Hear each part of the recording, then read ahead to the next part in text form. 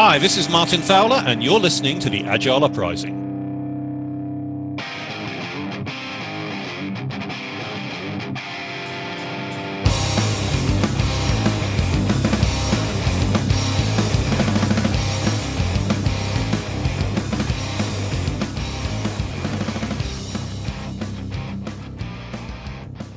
Hello and welcome to another edition of the Agile Uprising podcast. I am your host, Troy Lightfoot, and with me I have a very special guest.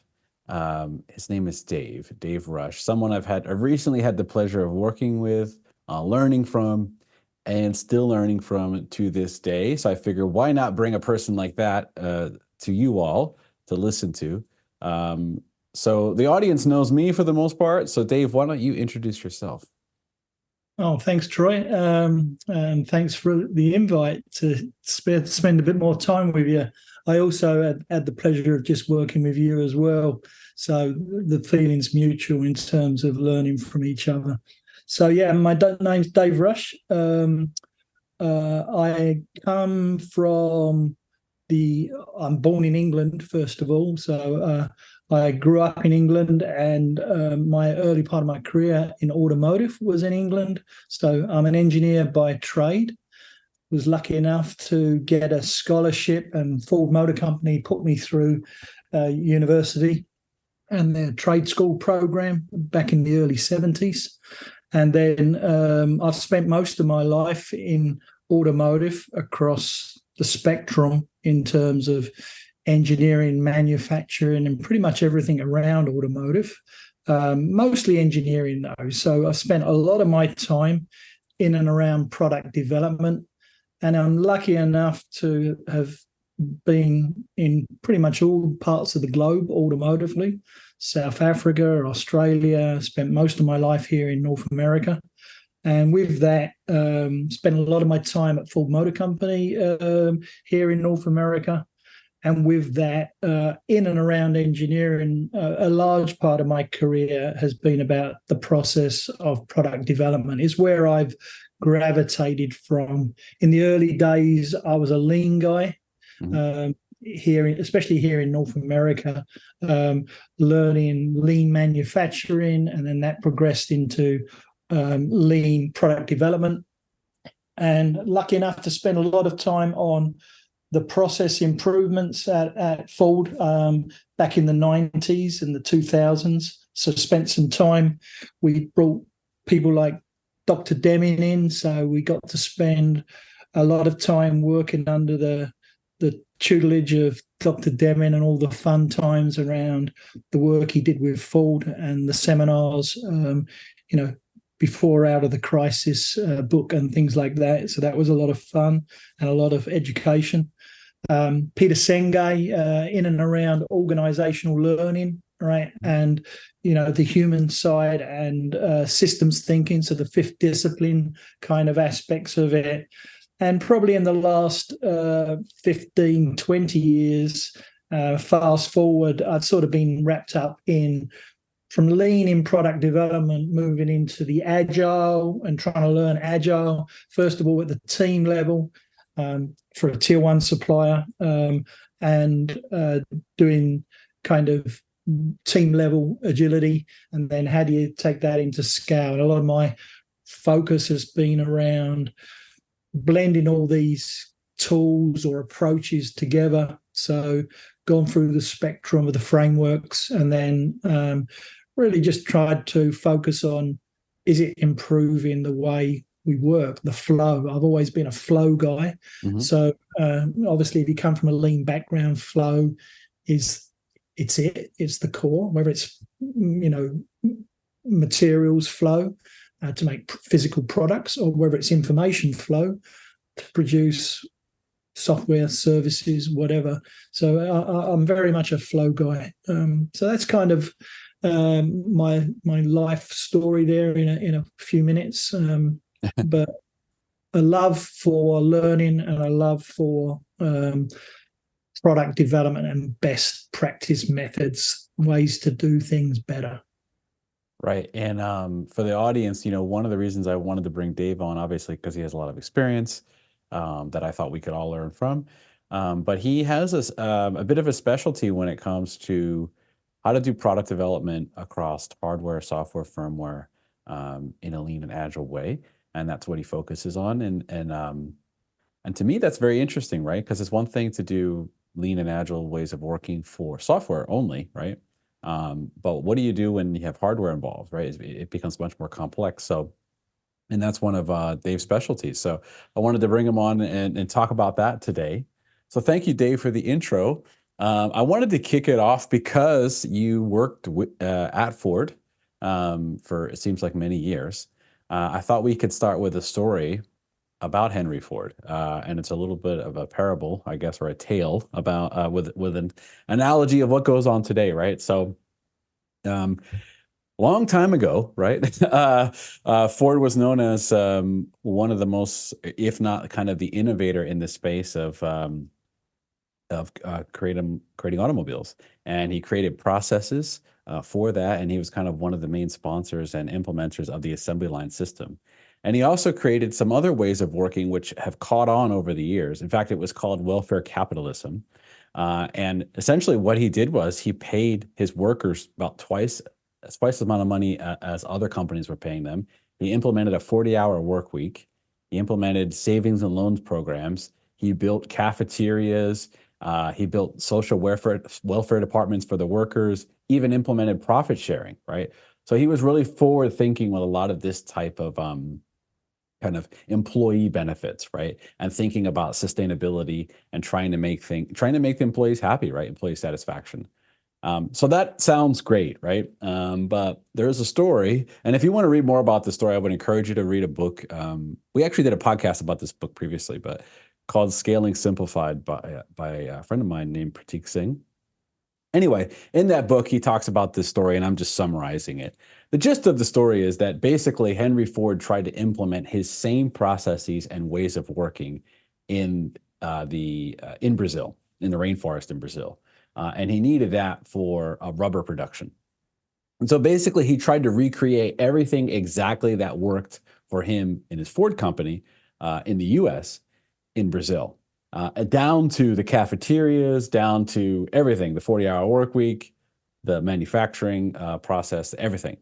And it turned out, long story short, that people hated it so much that they literally revolted, that they had to bring in the military, actually, in Brazil to kind of calm what was happening, right? And he even tried again, and he tried to create housing for people, and tried to create like what is life like here in the U.S., right? A suburban U.S. And he tried to recreate the exact same thing, as the people are going to love it. And in fact, they hated it, right? So the moral of that story is that even someone as brilliant as Henry Ford was, right, and that had a proven way of working in one area and one type of context and culture, tried to implement that same processes in another area of the world or another culture, and it failed miserably. So my question to you, Dave, is what does that story parallel? What can we learn from that piece of history? Well, I guess the one that first comes to mind is kind of one of the Agile manifestos, right? People over process, I guess. Right. You know? Right. Yeah, I'm a big process guy. I'm quite prescriptive in certain areas, and I think there's this balance between. I'm a big process guy and I'm a big standards guy. So I think that standardizing on things, especially with large numbers of people and large groups of people, large numbers of teams, I think a degree of standards is almost a necessity, right? Mm-hmm. But understanding things like the culture and the basic needs, especially as you look at different regions of the world, etc. So you can imagine them back in those early years. I would imagine that was sort of in and around sort of the early part of the last century, right? You know, you can imagine them going there and thinking, oh, we just put this in place. But, right. You know, I've spent my time in places like South Africa and Australia and Barcelona. I've worked in Germany, right, and the likes, and everywhere you go, Sweden, right, and everyone's got their their back part of their nationality and their culture, and they're just certain aspects, and they're all different, right? Their priorities are different. The things that drive their culture are different. So you can't just go and plonk a process standard and a standard way of working and expect it to just work the same as it does somewhere else. Right. So you have to really understand what's this situation, the as is of the way things are, and what are you really trying to produce as an outcome, and then what are the things that you potentially can make like standard, and then the things that have to be unique and special to that particular situation, that particular activity, that particular culture or region, right? And they all count, right? So I think knowing people, it gets down to people and organizations and societies. I think that's a really big part of it. You really do have to understand what motivates people and what their basic needs are, and what sort of drives them. Where you have to empathize with that kind of with who you're dealing with. And I think that's an important part of being a kind of a process improvement type person, whether it's a coach or whatever way you frame it. I think is a big part of the necessity of making things better. Yeah, thanks, Dave, for that. I totally agree. And I'm going to pivot, or this is a kind of a segue into the next topic, really. But if you think about that example, the fallacy there is that one specific framework or way of working is you can just take it and implement it exactly as is and expect the same results, as you mentioned, right? Because every context is different. And speaking of context, right, the context for developing software only is probably not the same as the context for when you're doing complex product delivery with hardware, for example, developing automobiles, right? There's different challenges. And so what is different, and thinking about when people think about scaled Agile or scaling Agile and Lean and those types of things, they might think of either scaled Agile framework or large-scale Scrum, for example, right? Or Spotify, or those types of things come to people's mind. But fair enough, those are the frameworks. But when we get to scaling to hardware and firmware and going to complex product delivery, what do we need to rethink? What's different? No, that's a great question. So I'll talk from my own experiences. I was lucky enough to work in an area of automotive. It was actually infotainment systems, very complex, single device. Think of it as your radio or your tuner or the modern infotainment system in your vehicle. So I worked for a supplier of those, and one unit, one part really that goes into the vehicle, many parts within the part, right? But one part, it got a couple of million lines of code on it. Right. So in the early days, we'd have a situation where that one system for one new vehicle model, we'd have 20 systems engineers, we'd have maybe 7 or 8 electronics engineers, some hardware, the mechanics of the frame and everything, the mechanical engineers, and 200 to 400 software engineers, right? So order of magnitude. So the first thing, they all wanted to use Scrum as a way of working. And I first, in the early years, I said, what is Scrum, right? So I had to go and look what Scrum was all about. And I put everyone, I was lucky enough to get some, can I pull some names up here? It's up to you, whatever you want. So I reached out to some of the people that were doing the early Scrum. And I was put on eventually to Ken Rubin. If you know Ken, he wrote Essential Scrum, and he amazing book that is. And I was put on to him and I ended up bringing him in to train all our teams, right? So Ken ended up coming in from the West Coast. I think he was in, I can't remember now, Phoenix or somewhere out there. Right. Brought him over to Atlanta area and plowed all the guys through the Scrum classes and everything. So we learned Scrum, and then immediately we started applying it. And I needed to start, well, how do I do this? Take this Scrum and deal. I got 300 people in one program, Right. and so we had to start working on that. So I was fishing around, and at the time, Dean Leffenwell had his early book on Agile requirements. So SAFe wasn't there yet, and so we, was started pinging out and reaching out. And I think Dean was up in his loft with a couple of guys when they were working out the SAFe framework.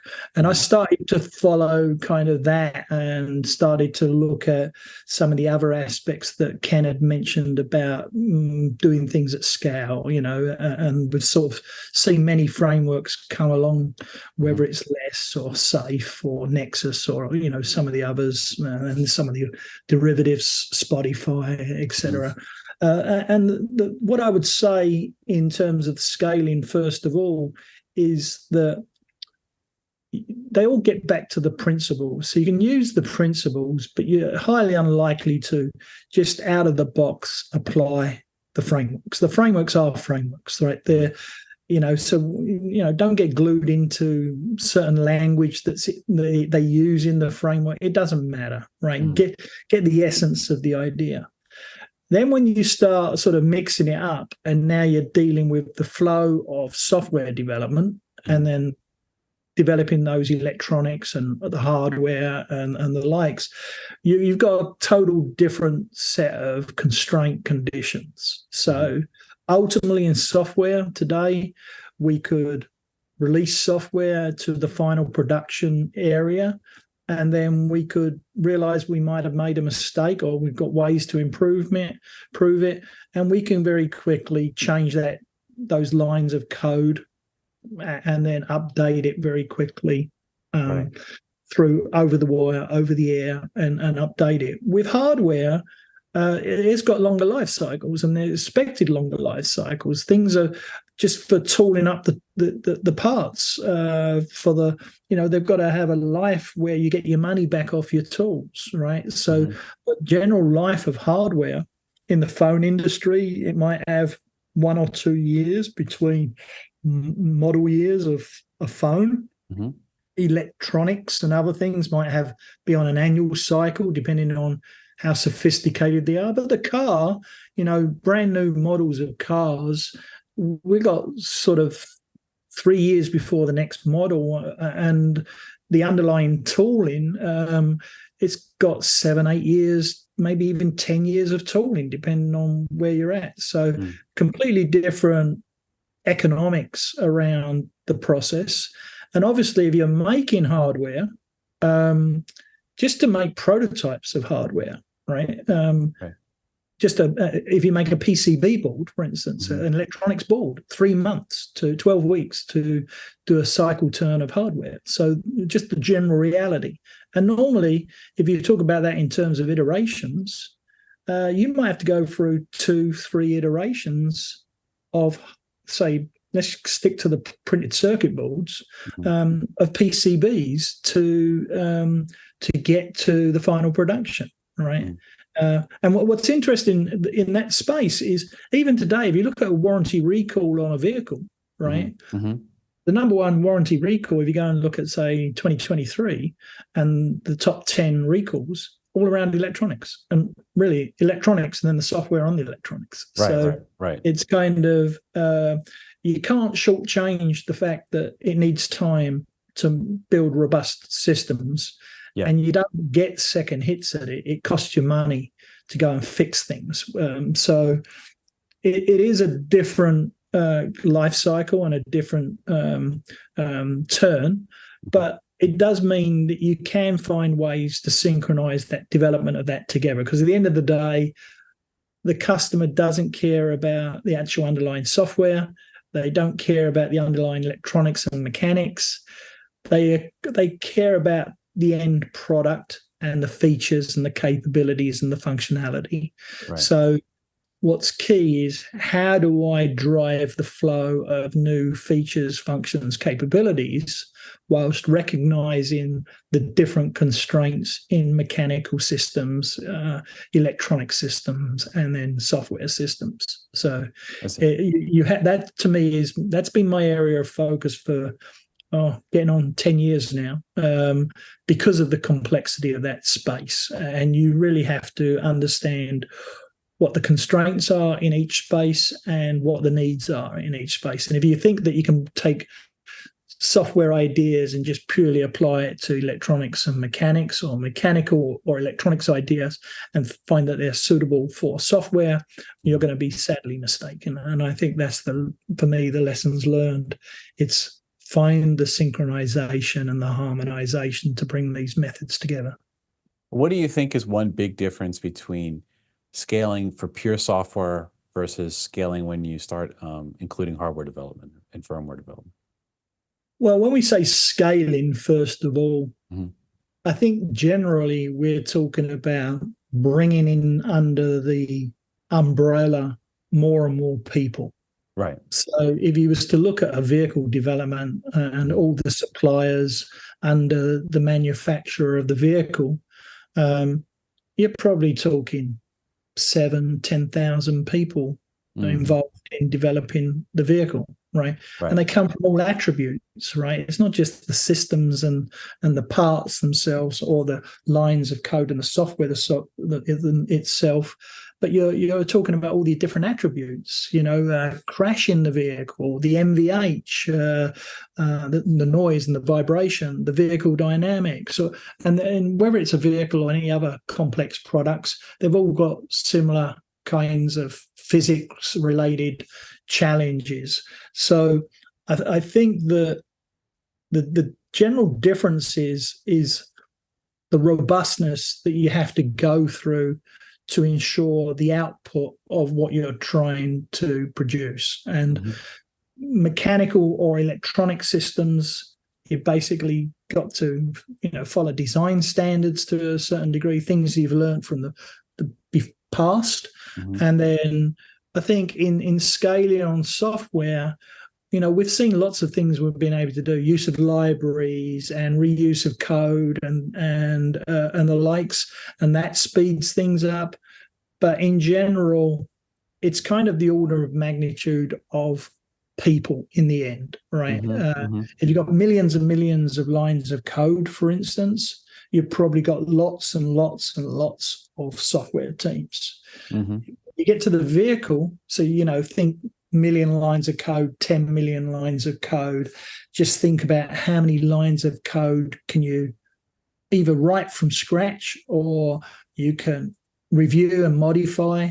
So no matter what part of the equation you're on.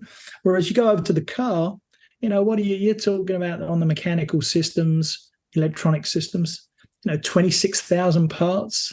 The scale of difference, 26,000 parts, millions of lines of code. And you've got to be able to read all those millions of lines of code, block them together to make sure that they work the way you want to work. So the scaling of it's really a harmonization effort, right? Someone's harmonizing this 26,000 parts and trying to get them to all sing together.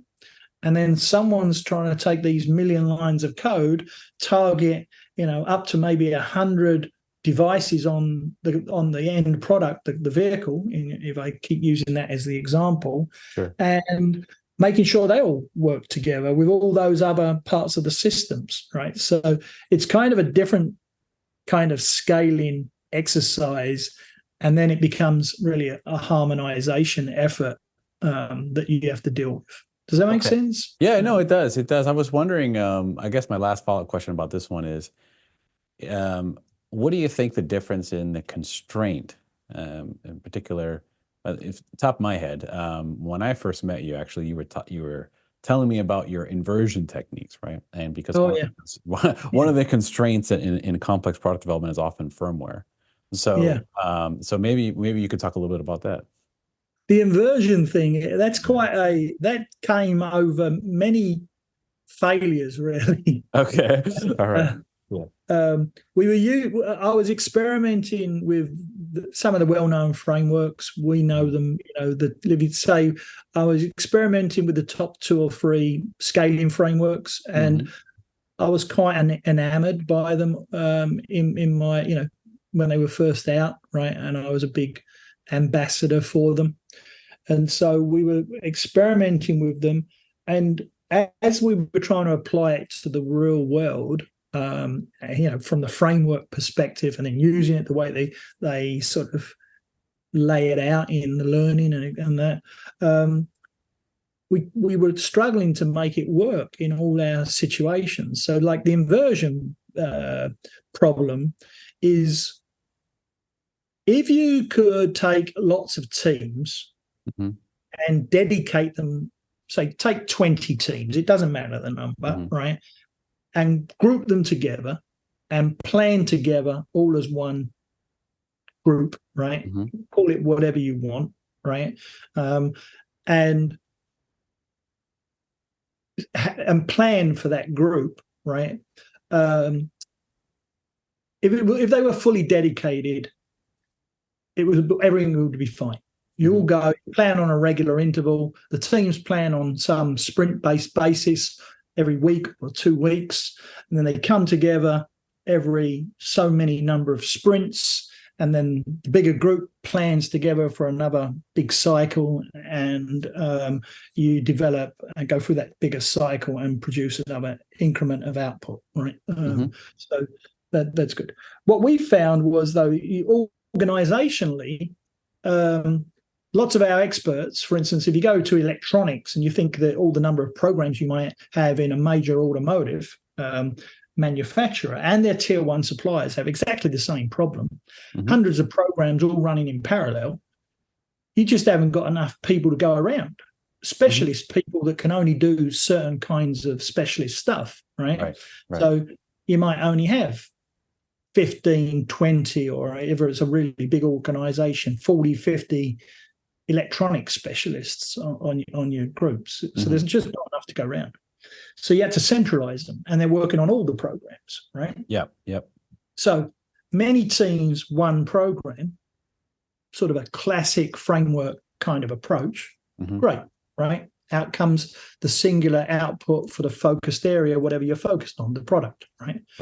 When you've got that going on, but you've also got to centralize many together, we had to we were going down the route of platforms and reusability, right? So what we had to do was, in the same way as we had lots of teams planning together for one program, we then had a situation where we've got one domain group, say all the electronics engineers or all the embedded software engineers, with certain set of skills, and they were broken into sub-teams. We had them planning for many programs because they've got to satisfy all the programs. So what's coming into their workload, their backlogs, is coming from many programs. So now you've got to put the jigsaw puzzle together of the plan for the next big, long period, right? The next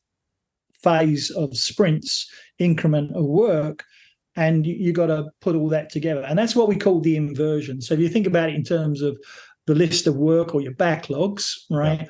The classical view of many teams, one backlog for one program, for one product output.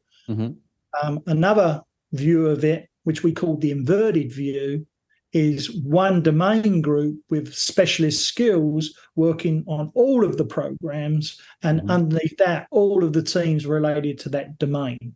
And we had to glue that together. And we did that through this inversion technique, which works quite effectively.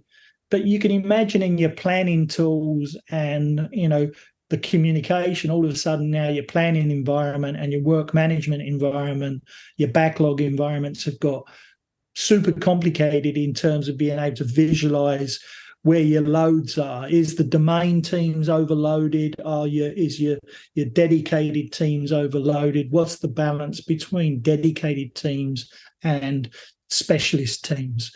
And that to me is where the black art is, that you have to find the balance. And I think that's a really big part of where you can actually get more success, is if you start to study that in any organization. Thanks, Dave. That makes a lot of sense. Thank you for sharing your experiences there. Another thing I learned from you, actually, while working with you over the last year, is all about, and I would say I've learned it at an intro level, right?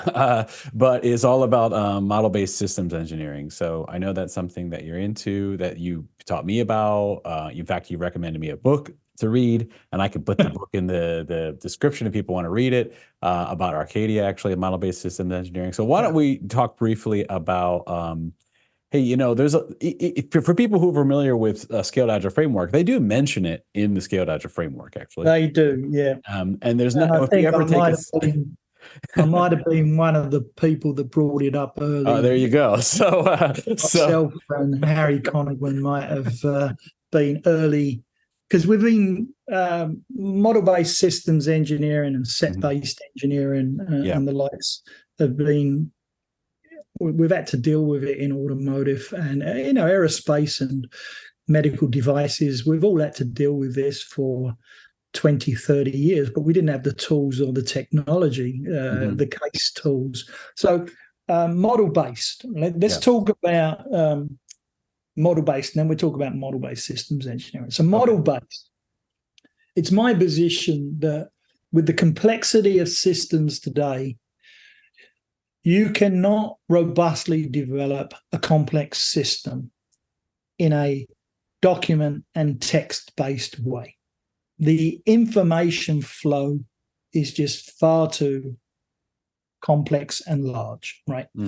Hundreds of thousands of requirements, specifications, documents.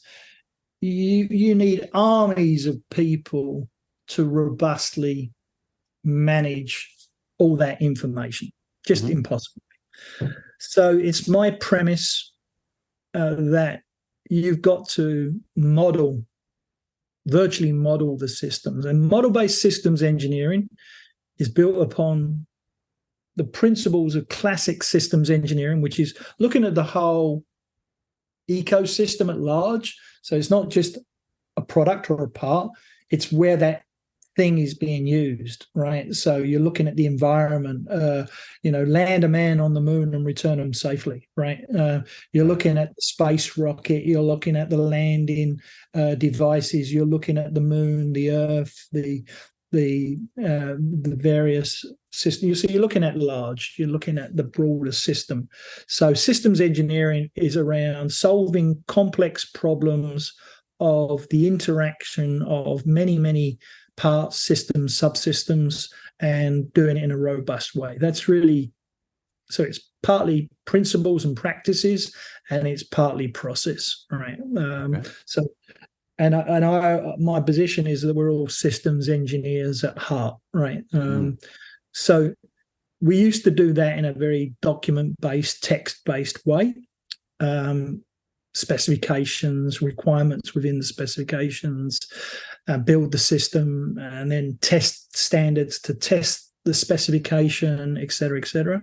And now you can't do that, right? So model-based systems engineering is really the specifying of the requirements and the designs within its environment and identifying the limits of the parameters or the constraints of the ecosystem in which the system has to work, right? And you'd use modeling tools to model the system, right? You mentioned Arcadia. To do model-based systems engineering, you need three things. You need a language, so the language that the modeling tools use. Then you need a tool, the modeling tool itself. And then you need a methodology. How do I use the tool to do my systems engineering? So that's the sort of model-based systems engineering. And that leads into model-based design. Today, with the complexity of the electronic devices and the software, embedded software that runs on them, more and more we have had to lean into, we don't write the code anymore for most things, or for a lot of the things. We build a model. So this is really now model-based development.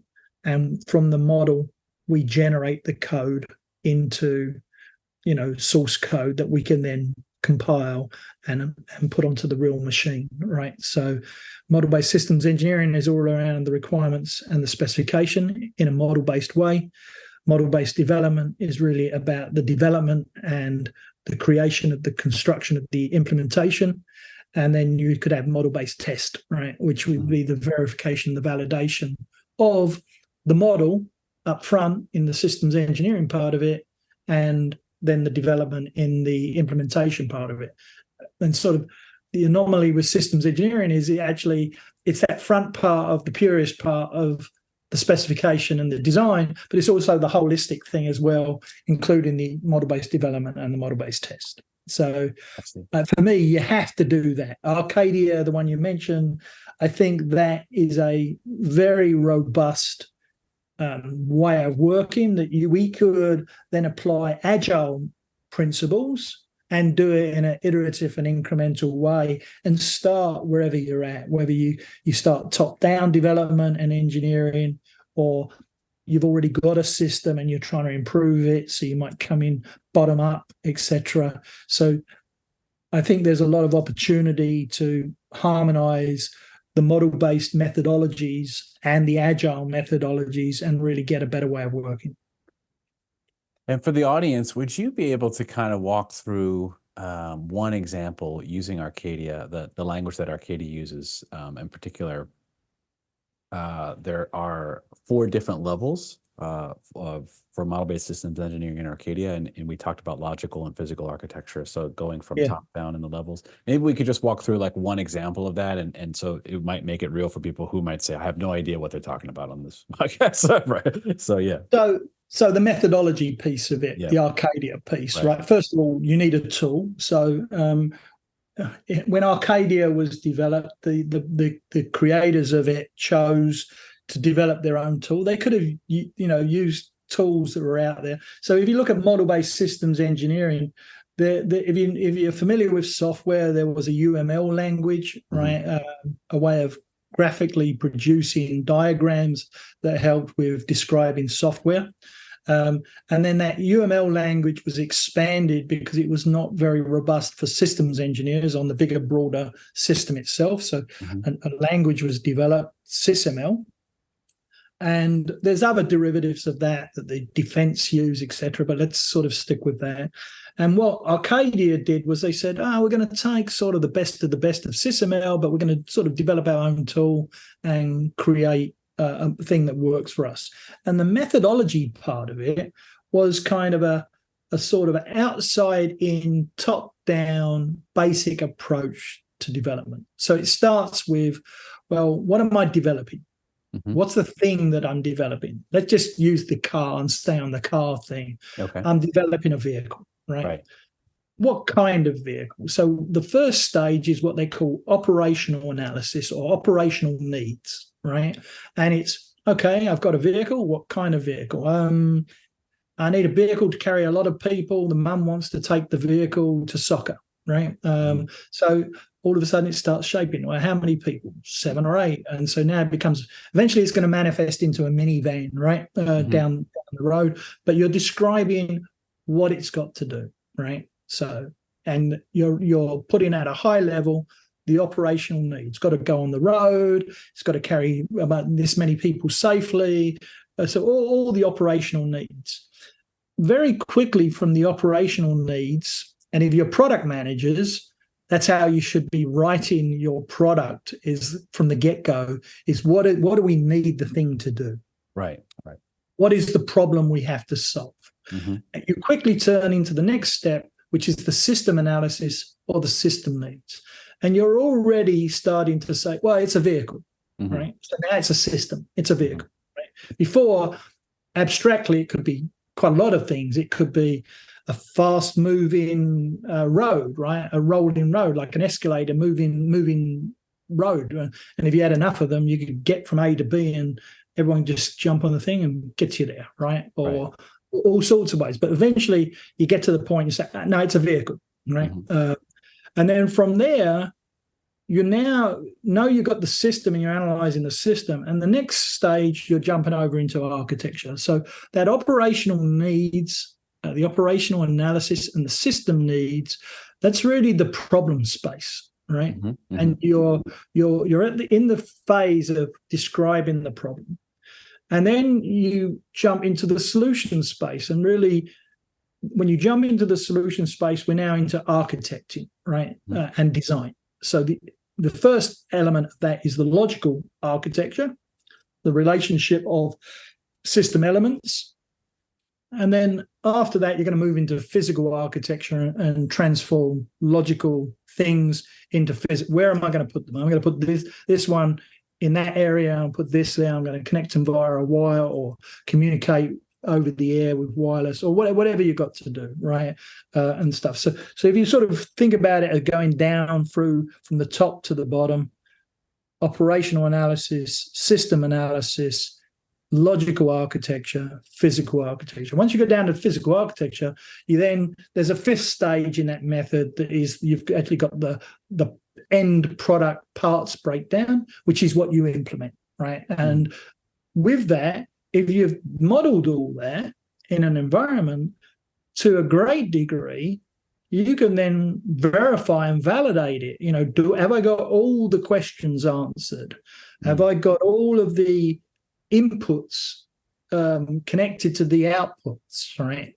So a lot of, once you've sort of followed this approach, there's a lot you can do virtually in models by bringing other models into play, right? I can take a representation of a model and then I could sort of put physics-based model in it and do, structural analysis, noise analysis, sound analysis, crash analysis, all sorts of dynamics. So once you've got modeling as the core of your way of thinking in engineering and development, then now you can use that as the air traffic controller to move things along before you actually go into physical testing and the likes. You actually make the parts. So a lot of it you can do through virtual analysis and, what today a lot of people call the digital twin and digital threads, So for me, that's the heart and soul of the future of product development, is sticking with model-based approaches over sort of document and text-based approaches. Okay. That makes sense. Yeah, to me, that's really exciting. And that's something I really want to dive more into and get more experience with. So thank you for, obviously teaching me about that, Dave. It's great. And Troy, sorry to interrupt. The thing I want to, I've seen the way you handle from a product management and the flow perspective. So I'm excited that we maybe get on and work together again in and around blending more and more of that kind of product management persona aspect of it as it relates to that operational needs analysis. Right. And then taking it in to more of the underlying technical systems things that get to what electronics people have to do and hardware people to do, and then the embedded software people have to do, right? So I think it's coming of age now, and for me it's the hot spot in modern product development. Okay, thank you. So let's talk about next steps. So we're pretty much approaching time. So I wanted to extend this to you, and you can say whatever you want.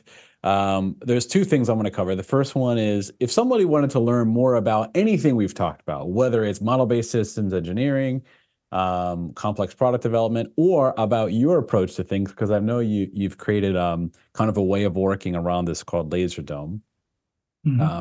Where could somebody learn about all of those things, any of those things? What do you suggest?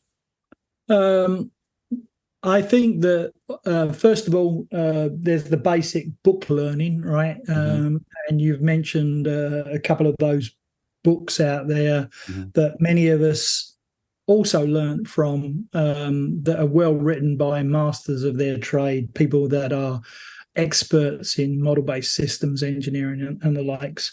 And then for the likes of myself, we basically are always looking to apply it different ways. So currently I'm a thought leader in our Industry X practice. So people could reach out to me via LinkedIn, and either there's something we could do together, and I'll be happy to, just via LinkedIn, if there's knowledge I could share. I'm always excited to see people learning new approaches, and things like Laser Dome is something we've sort of stack a label on, and it's really just a harmonized it's nothing more than sort of a container for, I hate to call it a framework, I hate to call it a model, right, or an operating model.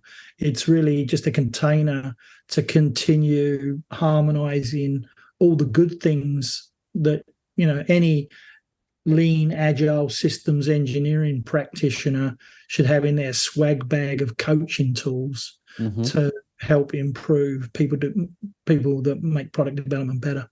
Okay. All right. So we'll put your LinkedIn link, profile link in the description of the podcast. And so that kind of kills two birds with one stone, because I was going to ask you, how can they learn more, and then how can they contact you? So sounds like you've answered. I think that from a business point of view, and I've been writing a few papers lately in and around this subject. So back in December, when we were slowing down a little bit on delivery, I knocked out a few papers again.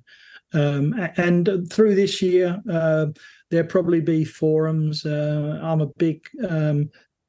a member of INCOSE, so I'll probably be looking to talk more in some of the INCOSE events and stuff. INCOSE is the International Society of Systems Engineers. So I think that's a good forum for people to learn around some of these subjects. Lots of talented people in amongst those forums. Oh, beautiful.